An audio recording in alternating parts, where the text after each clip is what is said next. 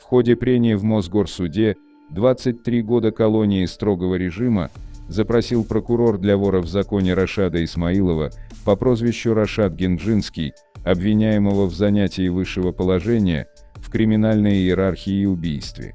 По версии следствия, законником подсудимый стал после того, как в 2009 году вместе с сообщником на Измайловском шоссе в Москве расстрелял двух уроженцев Азербайджана. Сам Рашад Исмаилов вины не признает, его защита настаивает на оправдательном приговоре.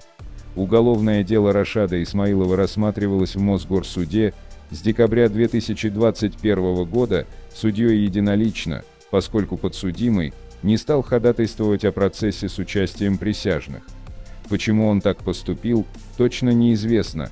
Возможно, посчитал, что в одиночку судья разберется с делом лучше, да и оспаривать обвинительный приговор в таком случае легче, чем основанный на вердикте присяжных.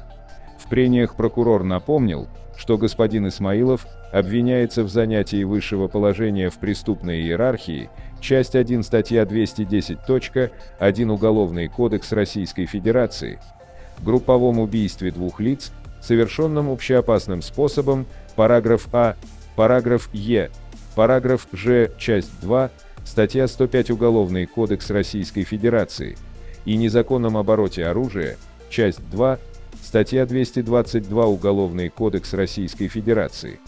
Как говорилось в суде, вменяемое в вину законнику, убийство двух мужчин в BMW X5 было совершено 15 мая 2009 года. Преступники буквально изрешетили автомобиль своих жертв, выпустив в него 29 пуль из пистолета ТТ и автомата Калашникова.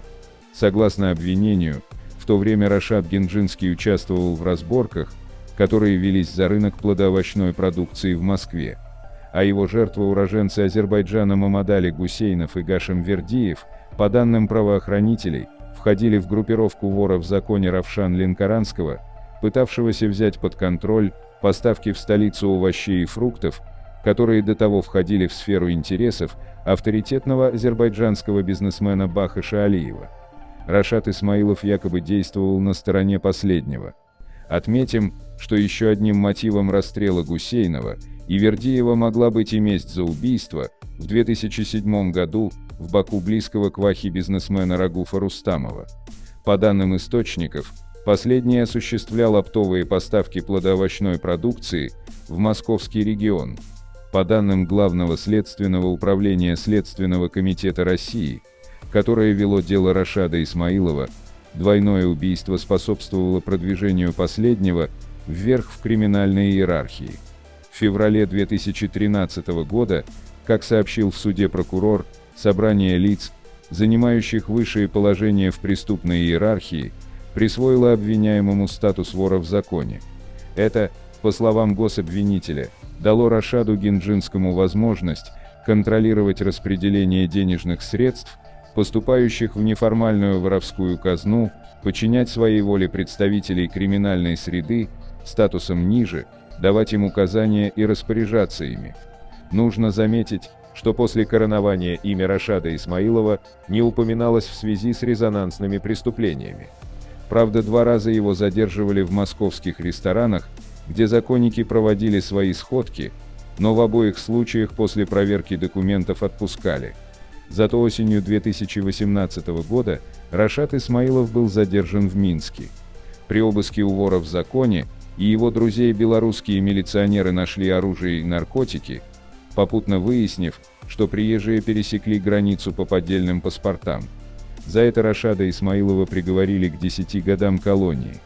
Однако уже через год его освободили условно-досрочно, но только для того, чтобы передать российским правоохранительным органам, которые возбудили в отношении законника уголовное дело в занятии высшего положения в преступной иерархии. Позже в ходе расследования в обвинении появилась и статья Уголовного кодекса об убийстве. В итоге прокурор попросил суд признать вора в законе виновным по всем 3 вменяемым тому в вину статьям Уголовный кодекс Российской Федерации и приговорить его путем частичного сложения наказаний к 23 годам колонии строгого режима. Адвокаты, напротив, просили суд оправдать подзащитного, настаивая на недоказанности его вины.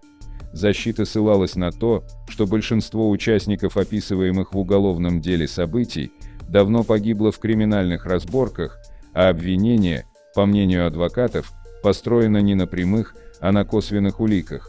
Да и руководить криминалитетом последние годы Рашаду Исмаилову, отметили защитники, было затруднительно, поскольку с ноября 2018 года он находился в заключении в Белоруссии, где был полностью лишен всех средств связи. Не исключено, что Рашад Гинджинский станет одним из последних воров в законе, кому предоставлялась возможность рассмотрения его дела с участием присяжных заседателей. Напомним, что недавно в Госдуму Российской Федерации был внесен законопроект о поправках к Уголовно-процессуальный кодекс Российской Федерации, после принятия которых из подсудности коллегии присяжных будут исключены дела лиц, обвиняемых в занятии высшего положения в преступной иерархии. Авторы поправок уверены, что таким образом будут обеспечены более точная правовая оценка подобных дел, а также гарантии безопасности участников подобных процессов. Ставьте лайк, подпишитесь на канал, для получения оповещения новых видео нажмите на колокольчик.